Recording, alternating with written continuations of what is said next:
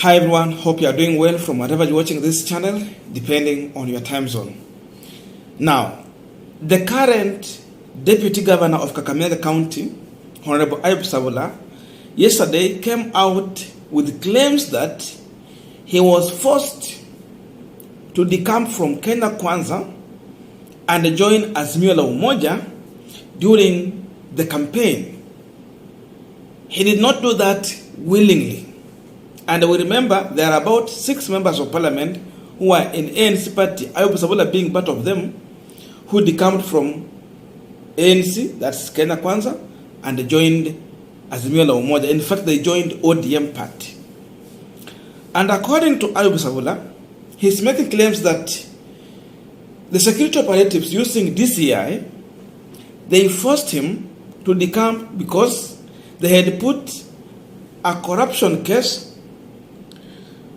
to a tune of 1.5 billion shillings, where they claim that he was involved in corruption process. Besides this, KRA also was on his neck with about 500,000 shillings that he was supposed to pay as arrears. So because of this, Savula had no option. His 2 wives were also arrested. So the only way he had was only to join Azimio la Umoja. So according to Savula, he was forced. It was not his wish to join Azimio la Umoja, and he had no option. So he has even gone further to ask William Samoei Ruto to go slow on those people who did not support him, because it's like some of them were being forced to take a specific political direction. I wanted to listen to Ayub Savula. Then from there we can understand why is Savula coming with such claims just after election, a day to swearing in of William Samoei Ruto as the president, the 5th president of the Republic of Kenya. Kasema wacha nivumilie, haya yote yataisha. Mtu ashike bibi yako sir, wewe mwenyewe sir, bibi mwingine sir. Nani atalipa bondi hiyo? Na nyinyi wote mko ndani. Si mmoja atakana baki nje ndio aende kwa banka atafute pesa alipe bond. Wakafunga account zangu zote. Wakafikiria mtoto wa pasta ataumia. Mimi ndio huyu hapa deputy governor. Nyinyi watu wa DCI, shame on you. Tunaelewana Lugari? Uongozi usitumike vibaya. Tafuta kura yako kwa amani. Saa hii mimi nitafanya kazi na William Samoei Ruto, Kenya iende mbele. Now we are continuing with the panel discussion, but just a quick request. You might be watching this channel, but you have not yet subscribed. So my humble request, please consider subscribing so that another time, once we release a video like this one, you will always get notified. Again, to all our returning subscribers and anyone who drop comment, I must say thank you so much for your unconditional support. Again, I'm requesting you to give our video a thumbs up so that YouTube can recommend our videos to more viewers.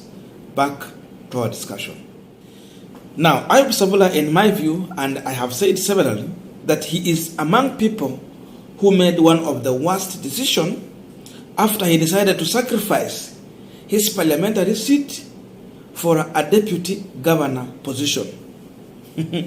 One of the bogus positions in this country, political slot, is the deputy governor. It will depend on the kind of the governor you are working with. If really you will manage to have a space, even politically, to speak or do your work. Because these deputy governors don't have a specific job to do. So it was better if Ayub Savula was going to retain his position as a member of parliament for Lugari, because he could be easily re-elected there, rather than being a deputy governor. So all done and said, the position he holds as of now is of a deputy governor. And with that position, Savula cannot even influence his governor, Fernandes Baraza, to make a decision to support William Ruto or work with William Ruto. So whatever noise is making seemingly look like a hot air. He cannot influence politics in Kakamega as of now because he reduced himself to a deputy governor. And why such allegations as of now? The obvious reason would be that there are things Ayub Savula said during the campaign season which seemingly was meant to diminish William Samoei Ruto in one way or another. There are so many things even Ayub Savula said on Musalia Mudavadi which were so demeaning. And Savula is not comfortable because their candidate lost in that election. But again, he has just refused to be a man enough and stand his ground like any other politicians in this country. That's why he is afraid that William Ruto is becoming the president, Musalia Mudavadi will be a prime cabinet secretary, and he might remain with an egg in his face. So because of that, and the uncomfortability that he is facing as of now, this could be the reason why he's coming out to make such claim that he was willing to support William Ruto, but then President Uhuru Kenyatta's regime did not give him a chance. They threatened him, and he had no option but to support the Azimio side. That is the claim Ayub Savula is trying to make. But in my own view, hii tu ni hali ya kujitetea. Because you can't say that someone forced you to support Railaodinga when we saw other people standing their ground and going in a different direction. Kwa nini Malala hawakushikwa wala kufungwa? Because even they said so many things about Railaodinga which were uncalled for. They said so many things about President Uhuru Kenyatta. But still they have survived to the end. Number two, Savula is talking about the issue of corruption. But we understand Savula had a case in court to do with the Mias Sugar Company. Because at one point, there was allegation that Savula had a contract with the Mias Sugar Company for advertisement. And the company used millions of shillings for their advertisement. And if you check, in real sense, there was no advertisement that was done. It remained to be hot air. So when you talk about Mias Sugar being brought down to its knees, you will hear someone like Ayub Savula being mentioned here and there as allegations have been made outside here. So Savula has a case with the Mias Sugar Company to explain on how he did the advertisement, yet there was no advertisement that was done. It's just hot air. Because of this, Savula could be realizing that maybe William Ruto's government can put him to answer some of this allegation. They can put him on a corner to answer some of this allegation. And if so, then maybe some of his property can be frozen. One is a freeze some of his properties. And because of that, he's just here to defend himself and to look nice in the upcoming regime. These are some of the reasons why I feel so. But beside this, Savula could just be looking for a way to work with the government side. But I don't know how he will manage to work with them. I don't know what he's looking for. But again, Bishop Titus Kamala, the Lurambe Member of Parliament, has a message for Ayub Savula and some of the other leaders who are elected on ODM or Azimio ticket. I want you to listen to the Bishop shortly. Walina abantu bo no biro ulana nabalombere serikali no kolori naziba bodata makanga kauka nazamro roza katika hiyo ifwetu ni yuhubata elinde yange mbole mimi nilitoka na wenzangu kwenda mawindoni. Mwenzangu His Excellency Dr. William Ruto, rafiki yangu mkubwa. Mheshimiwa Musalia Mudavadi aidha akiwa kiongozi wangu kwa ANC na Weta, my great friends. Personal friends, sio watu wa kupitia kwa mtu ndio niwafikie. Those are my great friends. Lakini katika mawindo, baada ya kuhangaika kwa muda, mimi nilijisikia ni kama napoteza network. Na nikaona nitafute njia yangu.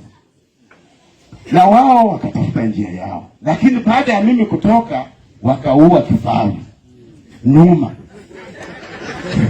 Na mimi kwenye nilienda nikaua sungura. Sasa mimi nasema kwa marafiki zangu, Mimi nitawapatia muda wachinje kifaru yao, wachome nyama yao, na wale wenzao ambao walikuwa nao safari ya mwisho, lakini mimi nilikuwa nao katika hiyo safari, ingawaje nilipiga kona mara ya mwisho. Sitaki kuwasumbua katika kichinjio. Wacha wachinje kwanza, watoe ngozi, wachome, wagawe marafiki wao kidogo, na kifaru ni kubwa, hawatamaliza peke yao.